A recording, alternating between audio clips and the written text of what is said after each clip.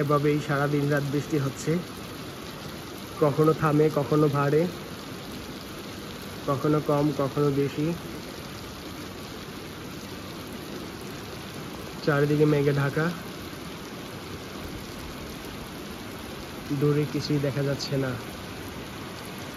এই হচ্ছে এই মুহূর্তে আমাদের বান্দরবান নীলাচলের পরিস্থিতি। রুম গেস্ট কিন্তু প্রত্যেকটা রুমে গেস্ট আছে, সবাই খুব মজা পাচ্ছে।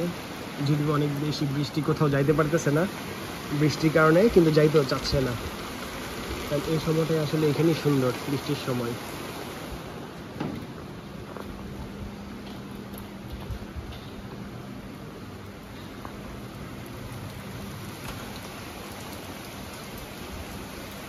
পর্যটক একদম কম, কারণ বাইরে থেকে যারা তারা আসতে পারতেছে না বৃষ্টির কারণে। বিকেলে যদিও আসবে বৃষ্টি হালকা থামলে। এই হচ্ছে আমাদের বান্দরবানের পরিস্থিতি। গত 2-3 দিন যাবতই হালকা হালকা বৃষ্টি পড়তেছে, এই মুহূর্তে একটু বেশি, কিছুক্ষণ পরে আবার হালকা হয়ে যাবে।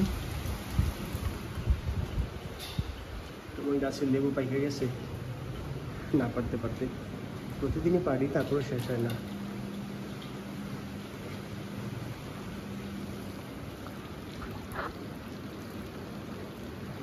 এই হচ্ছে আমাদের বান্দরবনের আজকের পরিস্থিতি।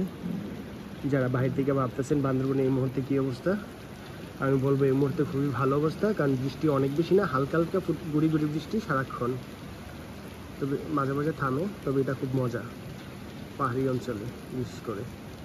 তবে বৃষ্টিটা যদি টানা কয়েকদিন থাকে তাহলে আবার প্রবলেম, অনেক পাহাড় ধসের সম্ভাবনা থাকে।